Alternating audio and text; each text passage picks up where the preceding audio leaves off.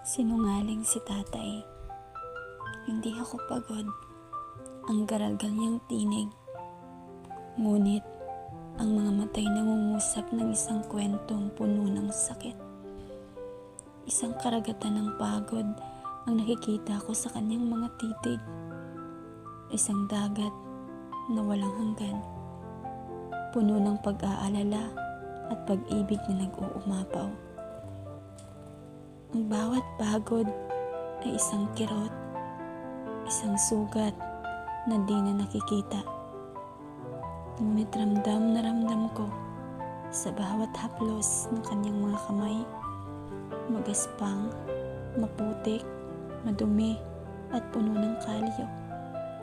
Ito yung mga kamay na bumubuhay sa aming pamilya, mga kamay na nagtayo ng aming tahanan, mga kamay na pumupunas ng aking luha, nag-akay sa tamang daan at nagbigay ng lakas.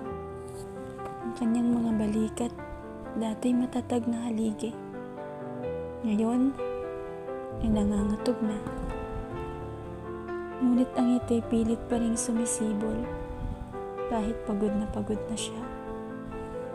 Isang ngiti na nagtatago ng pagod, ng paghihirap, ng pag-aalala. Isang ngiti na para sa pamilya, ang kanyang mga minamahal na pamilya. Naalala ko ang mga gabing puyat siya, ang mga araw na di siya umuuwi para maghanap buhay at para lang may maipakain sa pamilya, para lang maipagmalaki sa mundo. Ang kanyang sakripisyo ay isang malaking handog na di matatawaran, isang pagmamahal na walang hanggan, isang pag-ibig na di matitinag. Ang kanyang pagod, isang paalala na dapat tipusin, yakapin, isang alaala na nagpapaalala sa amin ang kanyang walang hanggang pagmamahal, isang pagmamahal na higit pa sa salita, higit pa sa kaya kong ibigay.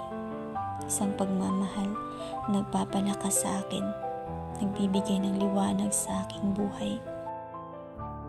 Isang tatay, isang bayani, isang inspirasyon, isang gabay na tunay. Kanyang pagod, isang handog na di mapapantayan, di matatawaran. Sa puso ko'y isang dagat ng pasasalamat, walang hanggan, para sa isang tatay na tunay, magmahal at higit pa sa inaasahan.